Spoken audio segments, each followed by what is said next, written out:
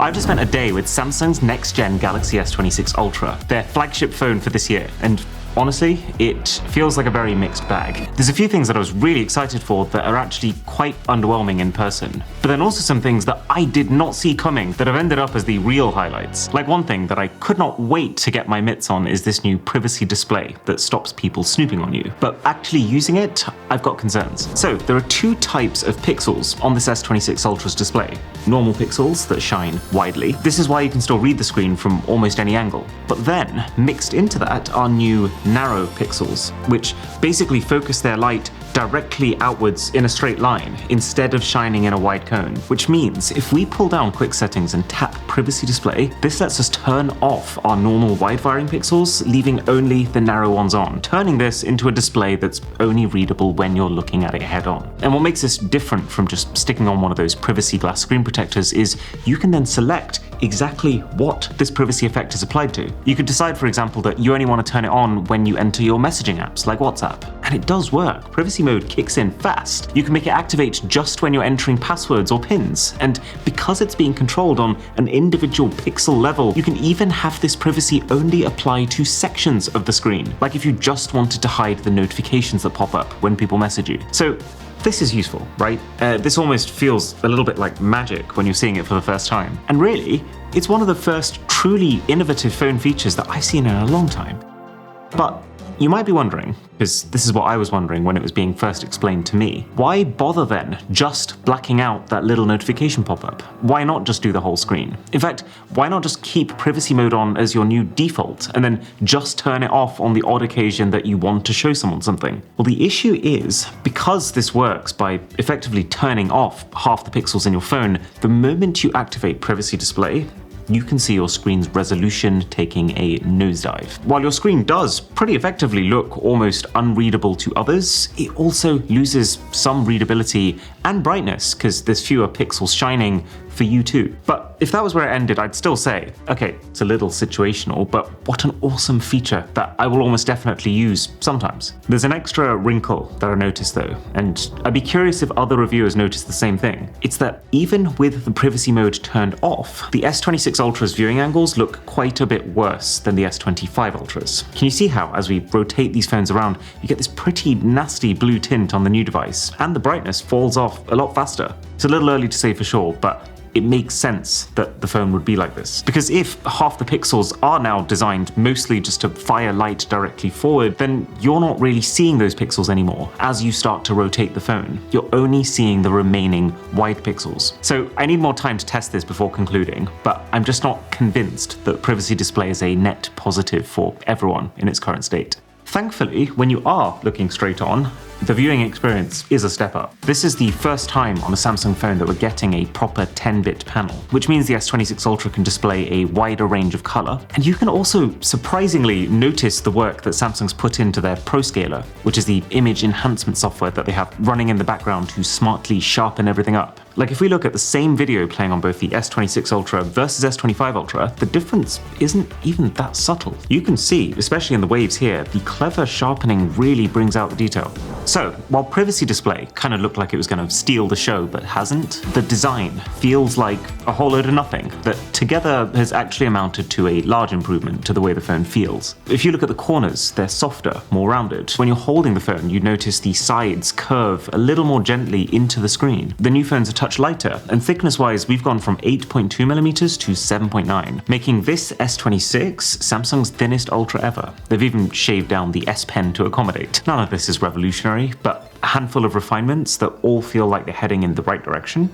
We take those. I also quite like how now, finally, the design of the Ultra matches the design of the S26 and S26 Plus. For the first time since the Ultra started, each phone in Samsung's lineup now has the same curvature, the same style of camera design, and exactly the same colors. Although it needs to be said, the reason that the new phone is lighter than the old one is because Samsung has just done exactly what the last iPhone did. They've ditched titanium and gone right back to the aluminium that their phones were always made of, which is a little awkward considering how hard they sold us on titanium, as if the material was God's gift to humanity. But ultimately, having used titanium phones, I don't actually care about the outcome. If anything, aluminium is more heat conductive, so will probably help the thermal performance. My only actual design complaint is these colors. Samsung, you have such a history of iconic, vibrant color options in the past. The aluminium you're now using is extremely easy to anodize and apply color to.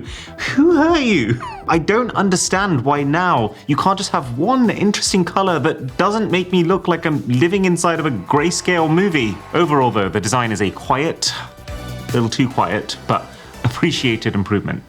And cameras are the same story. On first glance, they're the same picture. The resolutions are all the same, the sensors are seemingly identical to the last phone. But then you look closer, and there's actually three important, somewhat hidden improvements. One is shooting at night, because while the sensors are the same, Samsung's widened the aperture of both the 200 megapixel main camera and the telephoto camera to let more light into those sensors. Plus, the software now can apparently anticipate the types of noise patterns that usually occur in low light and preemptively eliminate them, which I was not expecting to amount to much, but if you keep an eye on my face during this video, you can absolutely tell the difference. The new phone shoots brighter and with less noise. Second thing is a new addition to super steady mode called horizontal lock, which constantly calculates in real time how you're rotating your phone so that it can eliminate all that rotation from the actual video. Combine that with the very high levels of stabilization that you already get in this mode, and it's pretty phenomenal seeing how much this fixes your footage. And finally, the S26 cameras double down on what Samsung was already pretty good at, making you look pretty. Compared to the S25 Ultra, it makes you brighter, your face pops more, your eyes even have a little glint to them, and you're quite noticeably more detailed too, without actually needing to shoot in a higher resolution. It's better at controlling the really bright spots, like my forehead here. They don't look blown out anymore. And it's so good to see that this improved processing is also active on the selfie camera too. And while it's at it, it improves the texture of your skin, but in a really clever, subtle way that doesn't look like one of those obtuse makeup filters. There are a few other minor camera changes, like how the auto framing mode now captures in 4K instead of 1080p, how they've swapped the lenses to reduce lens flares from bright sources, and how this is the first Samsung phone to support APV, which is a new type of very high quality video format whose unique perk is that it can be edited many times with minimal loss in quality. But then again, if you're pro enough to actually need to use that, then are you not also pro enough to not keep trying to re-edit your exported file? You just go back to your original project to make changes and then keep 100% of the quality. Anyway, are these a respectable set of camera improvements? Yes. Do I think they're enough to suddenly catapult Samsung to the top of the smartphone camera ladder? No. Not even close. The general specs of the phone too, they're good. They're not exactly gonna rock your world either. All Galaxy S26 Ultras will have 12 to 16 gigs of RAM and the latest Snapdragon 8 Elite Gen 5 for Galaxy chip. Great chip, about 20% more powerful than last year. Terrible name. Like, 8 Elite Gen 5. Was 9 Elite taken? The battery though, I thought this year, for sure, we had to get a bigger one. I was wrong. The S26 Ultra has a 5,000 mAh battery, just like the S25 Ultra, and just like the 5 other Ultras before it. It's like a family heirloom at this point. And it's just surprising, especially now, given that every Chinese-made flagship now has 7,000 mAh plus, and Samsung clearly looked at that and decided, you know what? No.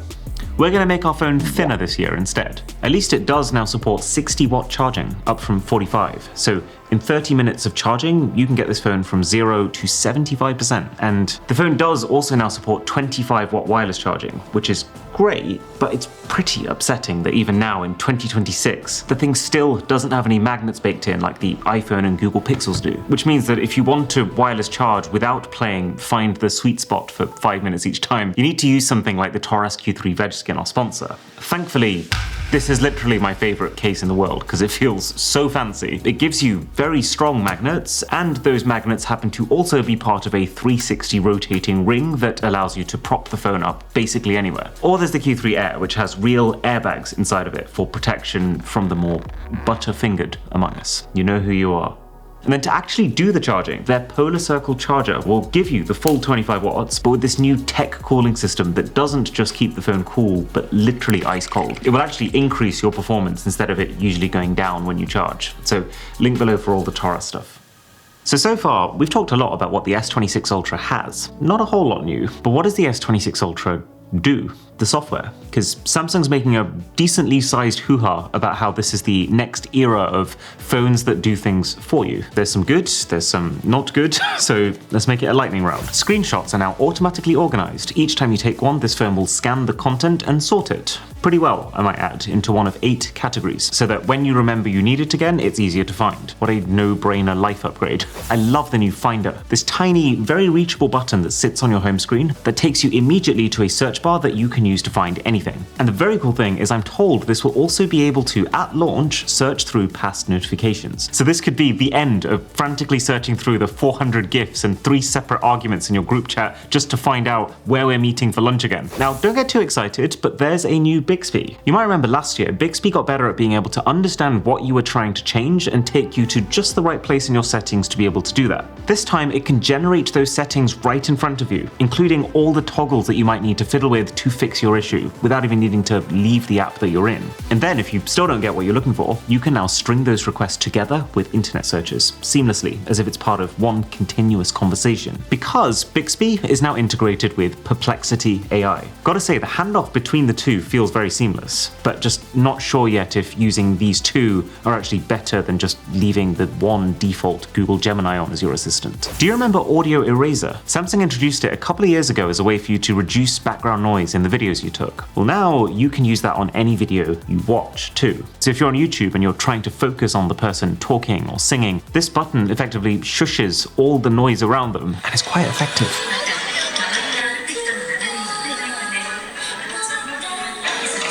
There's improvements to AI photo editing. Now you can take a photo of something, but then use text to tweak it, like changing your plate of brownies to fruit to send to your trainer. Google also has a similar feature, but it's so good here. It makes the change, but without adding any weird AI artifacts to your image. You can blend 2 photos together. So if I bring in a shot I took of my mug to this image, life has been exciting recently. Look at that. The plate disappears, the mug comes in, it changes my hand position, even my head position to make that new image make sense. And you've got a big selection of photo styles now, which again, just work. So many companies have AI image editing that basically feels like it just draws a new image instead of yours. This feels like it properly studies the source you're feeding it to keep the result as true to it as possible. And you can now do a little bit more with this generative power, thanks to a new app, Creative Studio. I guess the idea is that so far, AI image editing has just been, well, hey, look, you can make an AI image because social media. So this directs the AI towards creating you something that you might actually use, like stickers or invitations or your next phone wallpaper, but still using basic prompts. Great concept, but am I the only one slightly creeped out by this childhood sketchbook mode? It's weirdly convincing.